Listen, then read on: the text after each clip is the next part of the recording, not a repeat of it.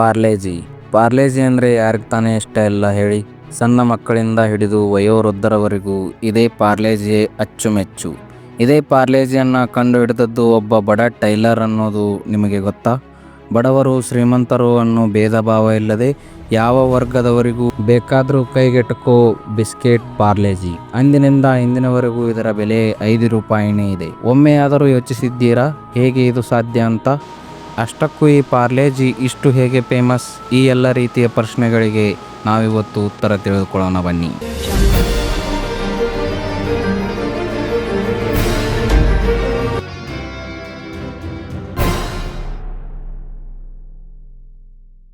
ಪಾರ್ಲೇಜಿ ಈ ಬಿಸ್ಕೆಟನ್ನು ಚಹಾದಲ್ಲಿ ಅದ್ದಿ ತಿನ್ನದ ಭಾರತೀಯರೇ ಇರಲಿಕ್ಕಿಲ್ಲ. ಸಣ್ಣ ಮಕ್ಕಳಿಂದ ಹಿಡಿದು ವಯೋವೃದ್ಧರವರೆಗೂ ಎಲ್ಲ ಭಾರತೀಯರು ಬಾಯಿ ಚಪ್ಪರಿಸಿ ತಿನ್ನುವ ಸಿಹಿ ಖಾದ್ಯ ಏನಾದರೂ ಇದ್ದರೆ ಅದು ಪಾರ್ಲೇಜಿ ಬಿಸ್ಕೆಟ್. ಹೌದು ವೀಕ್ಷಕರೇ, ಅಷ್ಟಕ್ಕೂ ಈ ಪಾರ್ಲೇಜಿಯ ಕತೆ ಆರಂಭ ಹೇಗಾಯ್ತು ಅಂತ ನೋಡೋಣ ಬನ್ನಿ. ಅದು ಬ್ರಿಟಿಷರು ಭಾರತವನ್ನು ಆಳ್ತಿದ್ದ ಸಮಯ. ಆ ಸಮಯದಲ್ಲಿ ಭಾರತೀಯರು ಬಿಸ್ಕಿಟ್ ಅನ್ನು ತಿನ್ನೋದಾಗಿರ್ಲಿ, ಬಿಸ್ಕಿಟ್ ಮುಟ್ಟಿ ಕೂಡ ನೋಡುವಂತಿರಲಿಲ್ಲ. ಅದು 19ನೇ ಶತಮಾನ. ಆಗಿನ ಕಾಲದ ದೊಡ್ಡ ಅಂಗಡಿಗಳಲ್ಲಿ ಹಂಟ್ಲಿ ಮತ್ತು ಪಾಮರ್ಸ್ ಎಂದು ಬರೆದ ದೊಡ್ಡ ದೊಡ್ಡ ಪೆಟ್ಟಿಗೆಗಳಲ್ಲಿ ಬಿಸ್ಕೆಟ್ ಮಾರಾಟ ಮಾಡಲಾಗುತ್ತಿತ್ತು. ಹಾಗೆ ಪೆಟ್ಟಿಗೆಗಳು ನೇರವಾಗಿ ಬ್ರಿಟಿಷರ ಅರಮನೆಗಳನ್ನ ತಲುಪ್ತಿದ್ವು. ಬ್ರಿಟಿಷರು ಬೆಳಿಗ್ಗೆ ಮತ್ತು ಸಾಯಂಕಾಲದ ಚಹಾದೊಂದಿಗೆ ಈ ಬಿಸ್ಕೆಟ್ಗಳನ್ನು ಸೇವಿಸ್ತಿದ್ರು. ಆದರೆ ಭಾರತೀಯರು ಮಾತ್ರ ಅರೆ, ಬ್ರಿಟಿಷರು ಅದಾವ ರೀತಿಯ ಖಾದ್ಯವನ್ನು ಚಹಾದೊಂದಿಗೆ ತಿಂತಿದ್ದಾರೆ ಅಂತ ಆಶ್ಚರ್ಯದಿಂದ ನೋಡ್ತಾ ಇದ್ರು. ಭಾರತೀಯ ರಾಜ ಮಹಾರಾಜರು ಹಾಗೂ ಶ್ರೀಮಂತರ ಮನೆಗೂ ಈ ಬಿಸ್ಕೆಟ್ ತಲುಪ್ತಿದ್ವು. ಆದರೆ ಮಧ್ಯಮ ಹಾಗೂ ಬಡ ಮಧ್ಯಮ ವರ್ಗದ ಜನರಿಗೆ ಈ ಬಿಸ್ಕೆಟ್ಗಳನ್ನು ಕೊಂಡುಕೊಳ್ಳಲು ಆಗ್ತಾ ಇರಲಿಲ್ಲ. ಯಾಕಂದ್ರೆ ಅವು ತುಂಬಾ ದುಬಾರಿ ಬೆಲೆಯನ್ನ ಹೊಂದಿದ್ವು. ಇನ್ನು ಕೆಲವು ಭಾರತೀಯ ಶ್ರೀಮಂತರಿಗೆ ಬಿಸ್ಕೆಟ್ ಕೊಂಡುಕೊಳ್ಳುವ ಸಾಮರ್ಥ್ಯ ಇದ್ದರೂ ಕೂಡ ಅವರು ಅವುಗಳನ್ನು ಕೊಂಡುಕೊಳ್ಳುತ್ತಿರಲಿಲ್ಲ. ಏಕೆಂದರೆ ಅದರಲ್ಲಿ ಮೊಟ್ಟೆಗಳನ್ನು ಮಿಕ್ಸ್ ಮಾಡಲಾಗ್ತಿತ್ತು ಅಂತ.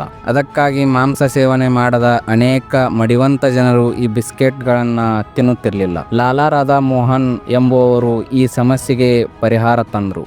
1898ರಲ್ಲಿ ದೆಹಲಿಯಲ್ಲಿ ಮಡಿವಂತ ಜನರು ತಿನ್ನಬಹುದಾದ ಬಿಸ್ಕೆಟ್ಗಳನ್ನು ಪರಿಚಯಿಸಿದ್ರು. ಅದರ ಹೆಸರು ಹಿಂದೂ ಬಿಸ್ಕೆಟ್ ಎಂದಾಗಿತ್ತು. ಬ್ರಾಹ್ಮಣ ಹಾಗೂ ಸಸ್ಯಾಹಾರಿ ವರ್ಗದ ಜನರಿಂದಲೇ ಈ ಬಿಸ್ಕೆಟ್ಗಳನ್ನು ತಯಾರು ಮಾಡಲಾಗ್ತಾ ಇತ್ತು. ತಮ್ಮ ಈ ಪ್ರಕ್ರಿಯೆಯನ್ನು ಜಾಹೀರಾತು ಮೂಲಕ ಪ್ರತಿಯೊಬ್ಬರಿಗೂ ತಿಳಿಸಿದ್ರು. ನೀರನ್ನು ಸೇರಿಸದೆ ಕೇವಲ ಹಾಲಿನಿಂದಲೇ ಈ ಬಿಸ್ಕೆಟ್ಗಳನ್ನು ತಯಾರಿಸಲಾಗ್ತಿತ್ತು.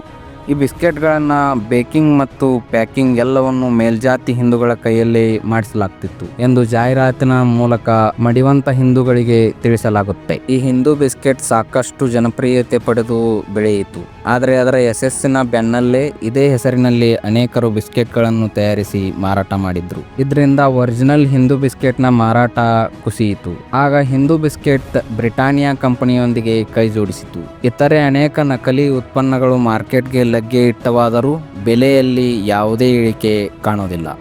ಇದರಿಂದಾಗಿ ಬಿಸ್ಕೆಟ್ಗಳು ಮಧ್ಯಮ ಮತ್ತು ಬಡ ಮಧ್ಯಮ ವರ್ಗದವರಿಗೆ ಕನಸಾಗಿಯೇ ಉಳಿಯಿತು. ಗುಜರಾತ್ನ ಓರ್ವ ಟೈಲರ್ ಮೋಹನ್ ಲಾಲ್ ದಯಾಳ್ ಎಂಬುವವರು ಗಾಂಧೀಜಿಯವರು ಕರೆ ಕೊಟ್ಟಿದ್ದ ಸ್ವದೇಶಿ ಆಂದೋಲನದಿಂದ ಪ್ರಭಾವಿತರಾಗಿದ್ದರು. ಹಾಗಾಗಿ ಸ್ವದೇಶಿ ಟೋಫಿ ಮತ್ತು ಚಾಕ್ಲೇಟ್ ಕಂಪನಿಯನ್ನ ಪ್ರಾರಂಭಿಸಿದರು.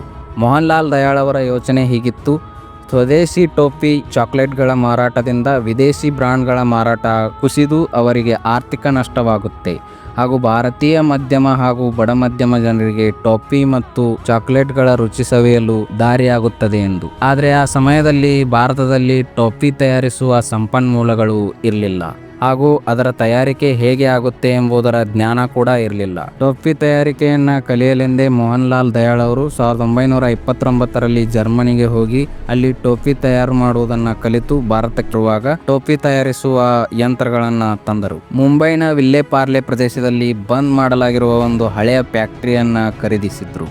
ಅಲ್ಲೇ ತಂದಿದ್ದ ಯಂತ್ರಗಳನ್ನೆಲ್ಲ ಫಿಟ್ ಮಾಡಿದ್ರು. ಆರಂಭದಲ್ಲಿ ಕೇವಲ 12 ಜನ ನೌಕರರು ಇಲ್ಲಿ ಕೆಲಸ ಮಾಡ್ತಾ ಇದ್ರು. ಅವರೆಲ್ಲ ಮೋಹನ್ ಲಾಲ್ ಕುಟುಂಬದ ಸದಸ್ಯರೇ ಆಗಿದ್ರು. ಮೊದಲು ಅಲ್ಲಿದ್ದವರು ಯಾರೂ ಸಹ ತಮ್ಮ ಪ್ರಾಡಕ್ಟ್ಗೊಂದು ಹೆಸರು ಬೇಕು ಎಂಬುದರ ಬಗ್ಗೆ ಚಿಂತಿಸಲೇ ಇಲ್ಲ. ಅನೇಕ ದಿನಗಳ ನಂತರ ಹೆಸರಿನ ಬಗ್ಗೆ ತಮ್ಮಲ್ಲೇ ಚರ್ಚೆಯಾದಾಗ ಸ್ಥಳದ ಹೆಸರಾದ ವಿಲ್ಲೆಪಾರ್ಲೆ ಹೆಸರನ್ನೇ ತಮ್ಮ ಉತ್ಪನ್ನಗಳಿಗೆ ಇಟ್ಟರು. ಈ ಕಂಪನಿಯ ಮೊದಲ ಉತ್ಪನ್ನ ಆರೆಂಜ್ ಕ್ಯಾಂಡಿ ಆಗಿತ್ತು. ಇದು ಅಂದಿನ ಪ್ರಮುಖ ಕ್ಯಾಂಡಿಗಳ ಪೈಕಿ ಮೊದಲ ಸ್ಥಾನದಲ್ಲಿತ್ತು.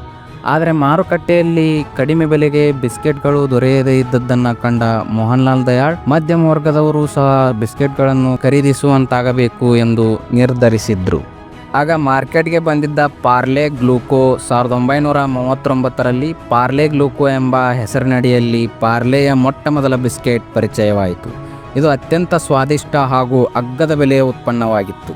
ಎಲ್ಲರ ಜನಮನ ಗೆಲ್ಲುವಲ್ಲಿ ಪಾರ್ಲೆ ಗ್ಲೂಕೋ ಯಶಸ್ವಿಯಾಯಿತು. 1960ರ ಸುಮಾರಿಗೆ ಇತರ ಕಂಪನಿಗಳು ಕೂಡ ಗ್ಲೂಕೋ ಎಂಬ ಹೆಸರನ್ನ ಬಳಸಿಯೇ ಬಿಸ್ಕೆಟ್ ತಯಾರಿಕೆ ಪ್ರಾರಂಭಿಸಿದ್ರು. ಆಗ ಗ್ರಾಹಕರಲ್ಲಿ ನಿಜವಾದ ಪಾರ್ಲೆ ಗ್ಲೂಕೋ ಬಿಸ್ಕೆಟ್ ಯಾವುದೆಂಬ ಗೊಂದಲ ಸೃಷ್ಟಿಯಾಯಿತು. ಗ್ಲೂಕೋ ಹೆಸರಿನ ಇತರ ಬಿಸ್ಕೆಟ್ಗಳನ್ನು ಜನರು ಖರೀದಿಸಿದ್ರು. ಇದರಿಂದ ಪಾರ್ಲೆ ಗ್ಲೂಕೋದ ಮಾರಾಟ ಕುಸಿಯಿತು. ಕಂಪನಿಯ ಮಾಲೀಕರಿಗೆ ಮಾರುಕಟ್ಟೆಯಲ್ಲಿ ನಡೆಯುತ್ತಿರುವ ಈ ಕೃತ್ಯ ತಿಳಿಯಿತು. ಇದನ್ನು ತಡೆಗಟ್ಟಲು ಹೊಸ ತಂತ್ರಗಾರಿಕೆ ರೂಪಿಸಿದ್ರು. ಅದೇನೆಂದರೆ ಹೊಸ ಪ್ಯಾಕೇಜಿಂಗ್. ಹಳದಿ ಬಣ್ಣದ ವ್ಯಾಕ್ಸ್ ಪೇಪರ್ನಲ್ಲಿ ಪಾರ್ಲೆ ಗ್ಲೂಕೋ ಬಿಸ್ಕೆಟನ್ನು ಪ್ಯಾಕ್ ಮಾಡಲಾಗ್ತಾ ಇತ್ತು. ಇದರ ಮೇಲೆ ಕೆಂಪು ಬಣ್ಣದ ಪಾರ್ಲೆ ಎಂಬ ಬರಹ ಕೂಡ ಕಾಣ್ತಿತ್ತು. ಅದರ ಜೊತೆಗೆ ಒಂದು ಮುದ್ದಾದ ಪುಟ್ಟ ಹುಡುಗಿಯ ಚಿತ್ರ ಕೂಡ ಇತ್ತು. ಈ ಪುಟ್ಟ ಹುಡುಗಿ ಯಾರೆಂಬ ಕುತೂಹಲ ಅನೇಕರಿಗಿದೆ. ಇದು ಯಾವುದೇ ವ್ಯಕ್ತಿಯ ಚಿತ್ರವಾಗಿರದೆ ಕೇವಲ ಒಂದು ಕಾಲ್ಪನಿಕ ಚಿತ್ರವಾಗಿತ್ತು. ಎವರೆಸ್ಟ್ ಕ್ರಿಯೇಟಿವ್ ಎಂಬ ಜಾಹೀರಾತು ಕಂಪನಿಯ ಮಗನ್ ಲಾಲ್ ದಹಿಯಾ ಎಂಬುವರು ಡಿಸೈನ್ ಮಾಡಿದ್ದರು. ಇದರಿಂದ ಗ್ರಾಹಕರಿಗೆ ಒರಿಜಿನಲ್ ಪಾರ್ಲೆ ಗ್ಲೂಕೋ ಬಿಸ್ಕೆಟ್ ಅನ್ನು ಕಂಡುಹಿಡಿಯುವುದು ಸುಲಭವಾಯಿತು ಮತ್ತು ಬಿಸ್ಕೆಟ್ ಮಾರಾಟವು ಏರಿಕೆ ಕಂಡಿತು. 1982ರಲ್ಲಿ ಪಾರ್ಲೆ ಗ್ಲೂಕೋ ಎಂಬ ಹೆಸರನ್ನು ಪಾರ್ಲೆಜಿ ಎಂದು ಬದಲಾಯಿಸಲಾಯಿತು. ಜಿ ಅಂದರೆ ಗ್ಲೂಕೋಸ್ ಎಂದಾಗಿತ್ತು. ಅದೇ ವರ್ಷವೇ ಪಾರ್ಲೆಜಿಯ ಮೊದಲ ಟಿವಿ ಆ್ಯಡ್ ಪ್ರಸಾರವಾಯಿತು. ಅದರಲ್ಲಿ ಮೊಮ್ಮಕ್ಕಳೊಂದಿಗೆ ಅಜ್ಜನು ಪಾರ್ಲೆಜಿಯನ್ನ ಹಾಡಿ ಹೊಗಳುವಂತಿತ್ತು.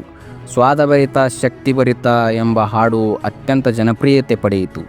ತದನಂತರ 1998ರಲ್ಲಿ ಫೇಮಸ್ ಆಗಿದ್ದ ಶಕ್ತಿಮಾನರಿಂದ ಪಾರ್ಲೆಜಿಯ ಜಾಹೀರಾತನ್ನು ಮಾಡಿಸಲಾಯಿತು. ಶಕ್ತಿಮಾನ್ ಖ್ಯಾತಿಯ ಮುಖೇಶ್ ಖನ್ನಾ ಪಾರ್ಲೆಜಿಯ ಬ್ರ್ಯಾಂಡ್ ಅಂಬಾಸಿಡರ್ ಆಗಿದ್ದರು. ತದನಂತರ ಜಿ ಅಂದರೆ ಜೀನಿಯಸ್, ಹಿಂದೂಸ್ತಾನ್ ಕಿ ತಾಕತ್ ಎಂಬ ಹಲವಾರು ಟ್ಯಾಗ್ ಲೈನ್ಸ್ಗಳಿಂದ ಪಾರ್ಲೆಜಿ ಮತ್ತಷ್ಟು ಫೇಮಸ್ ಆಯಿತು. ಮಕ್ಕಳ ಅಚ್ಚುಮೆಚ್ಚಿನ ತಿನಿಸಾಯಿತು. ಪಾರ್ಲೆಜಿ ಅಕ್ಷರಶಃ ತನ್ನ ಸಾಮ್ರಾಜ್ಯವನ್ನೇ ಸ್ಥಾಪಿಸಿತು. ಪಾರ್ಲೆಜಿ ಕಂಪನಿ ಅಷ್ಟಕ್ಕೆ ನಿಲ್ಲದೆ ಟಾಫಿ, ಕ್ಯಾಂಡಿ, ಉಪ್ಪಿನ ತಿನಿಸುಗಳು ತಯಾರಿಸಿತು. ಇವುಗಳು ಕೂಡ ಖ್ಯಾತಿ ಪಡೆದವು.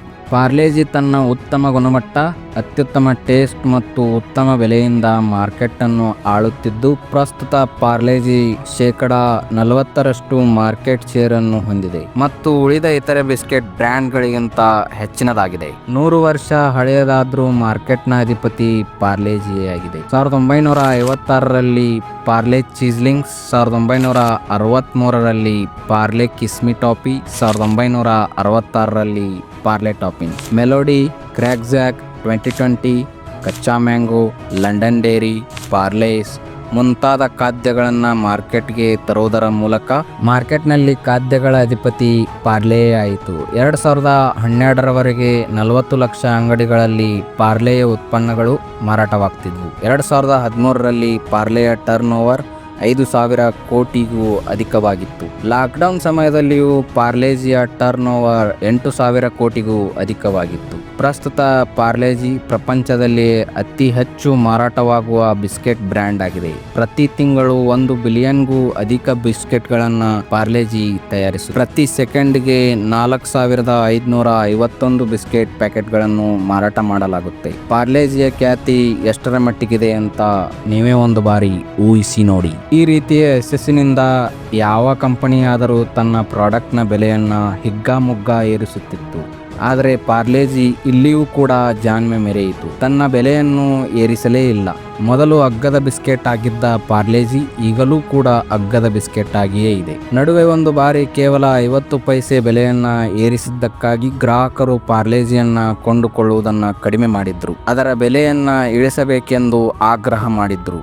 ಅದರಿಂದ ಪಾರ್ಲೆಜಿ ಕಂಪನಿಯು ಬೆಲೆಯನ್ನ ಏರಿಸದೆ ಜಾಣ್ಮೆಯಿಂದ ಕ್ರಮೇಣ ಪ್ರಮಾಣವನ್ನೇ ಇಳಿಸಲು ಪ್ರಾರಂಭಿಸಿದ್ರು. ಮುಂಚೆ 100 ಗ್ರಾಂ ಪಾರ್ಲೆಜಿಯ ಬೆಲೆ 4 ರೂಪಾಯಿ ಆಗಿತ್ತು. ಈಗ 55 ಗ್ರಾಂ ಪಾರ್ಲೆಜಿಯ ಬೆಲೆ 5 ರೂಪಾಯಿ ಆಗಿದೆ. ಚಿಕ್ಕ ಹಳ್ಳಿಯ ಯಾವುದೇ ಅಂಗಡಿಗೂ ಹೋಗಿ ಕೇಳಿದ್ರು ಪಾರ್ಲೆಜಿ ಬಿಸ್ಕೆಟ್ ಇಲ್ಲ ಅನ್ನೋದಿಲ್ಲ. ಅಷ್ಟೇ ಅಲ್ಲದೆ ಪಾರ್ಲೆಯ ಯಾವುದೇ ಹೊಸ ಉತ್ಪನ್ನ ಲಾಂಚ್ ಆದ್ರೂ ಸುಲಭವಾಗಿ ಮಾರ್ಕೆಟಿಂಗ್ ಪಡೆಯುತ್ತೆ. ಇದಕ್ಕೆ ಕಾರಣ ಪಾರ್ಲೆಜಿ ಎಂಬ ಹೆಸರು. ಆ ಹೆಸರೇ ಒಂದು ಬ್ರ್ಯಾಂಡ್ ಆಗಿದೆ. ಪಾರ್ಲೆಜಿಯ ಕೀರ್ತಿ ಭಾರತದಲ್ಲಿ ಮಾತ್ರವಲ್ಲದೆ ಪ್ರಪಂಚದ ಮೂಲೆ ಮೂಲೆಗೂ ಹರಡಿದೆ. USA, UK, Canada, Australia, New Zealand ಸೇರಿದಂತೆ ಚೀನಾದಲ್ಲಿಯೂ ಕೂಡ ಪಾರ್ಲೆಜಿ ಬಳಕೆಯಾಗುತ್ತೆ. ಪಾರ್ಲೆಜಿ ಅನ್ನೋದು ಒಂದು ಬ್ರ್ಯಾಂಡ್ ಅಲ್ಲ, ಅದು ಭಾರತೀಯರ ಎಮೋಷನ್. ನೋಡಿದ್ರಲ್ವಾ ಪಾರ್ಲೆಜಿಯ ಯಶೋಗಾಥೆಯನ್ನು. ನೀವು ಕೂಡ ಪಾರ್ಲೇಜಿಯ ಪ್ರಿಯರಾಗಿದ್ದರೆ ಕೆಳಗಡೆ ಕಮೆಂಟ್ ಬಾಕ್ಸ್ನಲ್ಲಿ ಪಾರ್ಲೆ ಅಂತ ಕಮೆಂಟ್ ಮಾಡಿ. ವಿಡಿಯೋ ಇಷ್ಟ ಆಗಿದ್ರೆ ಲೈಕ್ ಮಾಡಿ, ಶೇರ್ ಮಾಡಿ. ಮತ್ತೆ ಇನ್ನಷ್ಟು ಆಸಕ್ತಿಕರ ವಿಷಯಗಳೊಂದಿಗೆ ಸಿಗೋಣ. ಧನ್ಯವಾದಗಳು.